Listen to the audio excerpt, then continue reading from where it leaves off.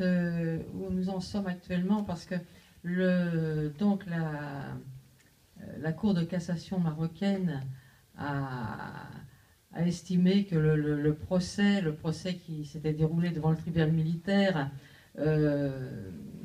n'était pas compatible avec le droit. Alors ce qui est extraordinaire, c'est que pour les attendus pour casser ce procès, c'est que finalement, on ne sait pas trop quelle est la profession des victimes.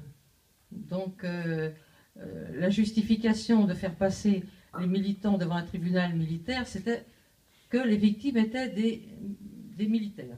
Or, maintenant, on ne sait plus très bien si ce sont des militaires. Et deuxièmement, eh bien, d'ailleurs, un avocat qui le précise là dans le film, deuxième attendu, c'est il n'y a pas de preuve finalement de cause à effet. Voilà. Donc, le procès est renvoyé. Alors là, dans le film, vous voyez donc l'avocate France Veil qui dénonce la mascarade, mais ça continue la mascarade, hein, parce que le procès avait été annoncé pour le 26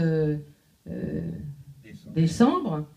Il a ensuite été reporté au mois de janvier, au mois de janvier. Il a duré 3 jours seulement, il est reporté en mars, il a duré 3 jours. Et alors là, il y a eu aussi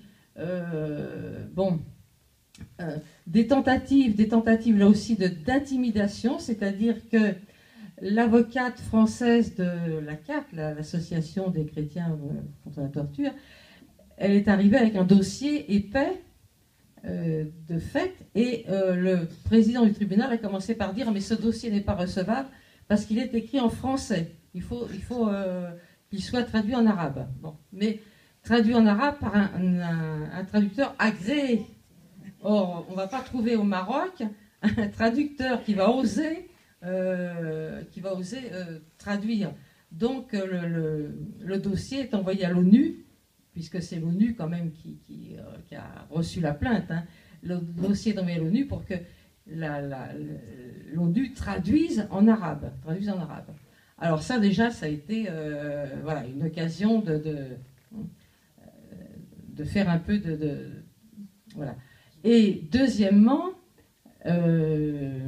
il fallait aussi récuser le fait que les prisonniers étant des ressortissants d'un territoire non autonome, ces prisonniers auraient dû être normalement jugés par un tribunal civil au Sahara occidental.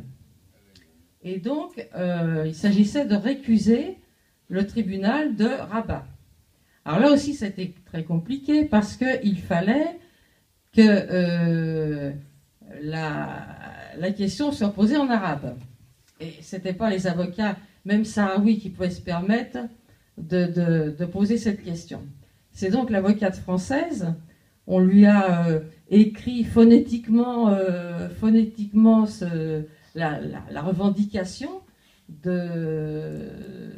fait que les prisonniers devaient être jugés au Sahara occidental, et elle a prononcé, comme elle a pu, mais ça a été suffisamment